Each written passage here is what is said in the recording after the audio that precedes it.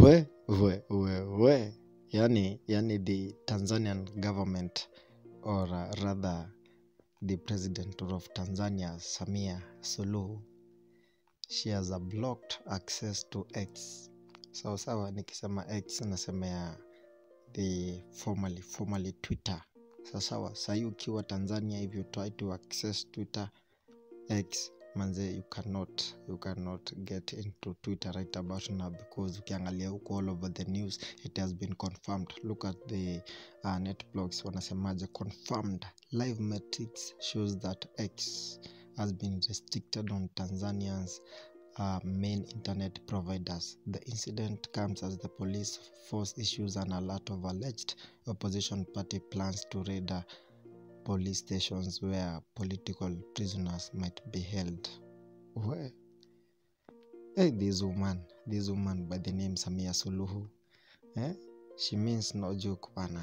Yani hataki mchezo, yani immediately. And this comes after we've seen that their account was hacked. The Tanzania account was hacked.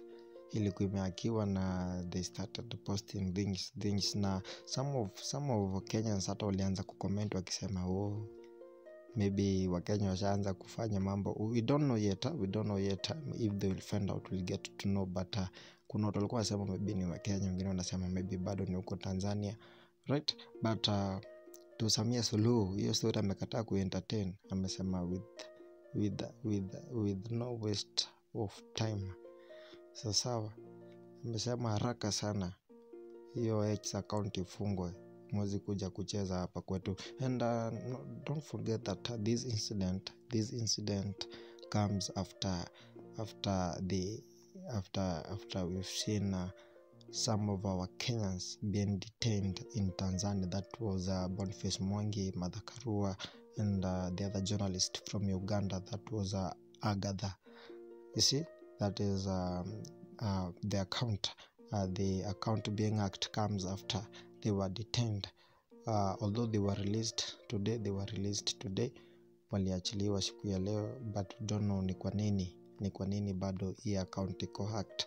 But according to Suluhu, ameamua manze the X account sawa formerly Twitter iblokiwe kabisa. It has been blocked until further notice,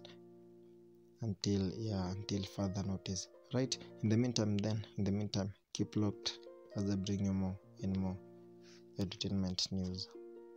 Thank you.